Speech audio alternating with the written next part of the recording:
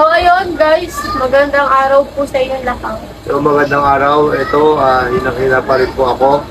Nakita niyo naman yung mata ko, parang ano na siya, malalim na siya na Matamlay siya. matamlay na, parang may lagnat yung reflection ng mata ko. Kaganina, pupunta na sana kami ng hospital. Kaya lang bigla naman lumakas yung ulan, saka yung Basco. yun, subasco kung tawagin dito.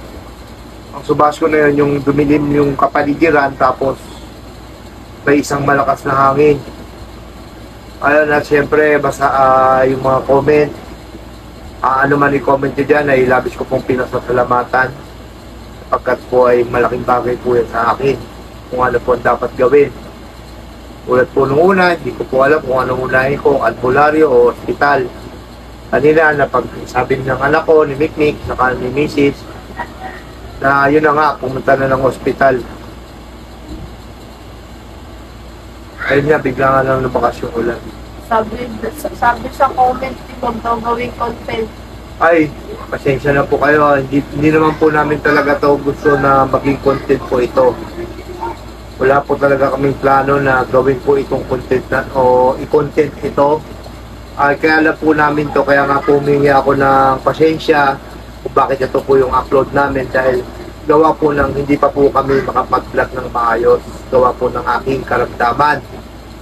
Kung iniisip nyo po na ginagawa po namin itong content, ipagpasensyahan nyo na po itong upload namin pagkat ito po yung hanap buhay namin. Pinagkakakitaan po pang araw-araw para po mabuhay yung family ko. Pasensyahan nyo na po, kaya kada po magpo-content kami ng ganito tungkol sa may mga sakit, ako po ay humihingi ng paumanhin kung bakit po ganito yung upload namin.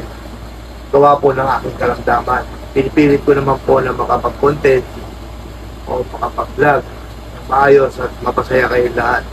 Wala po akong ibang hangad kundi mapasaya kayo at mabuhay ko ang pamilya ko ng maayos. Ngayon, Meron sa mga nakakakilala dito, mga tunay na supporters simula umpisa.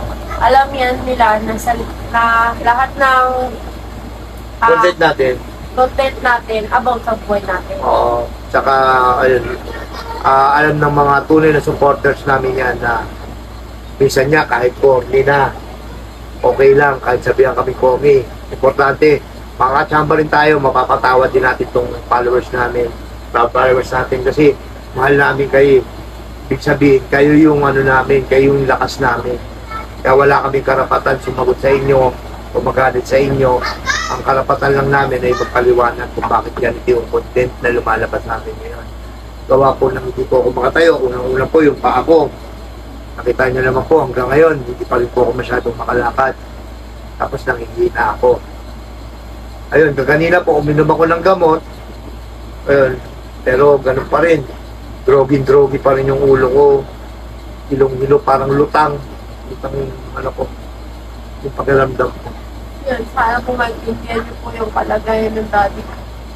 Kasi kahit kami dito nalulungkot na hindi kami nakakapag-vlog kasi kilala kami as a comedy, as a masayahin.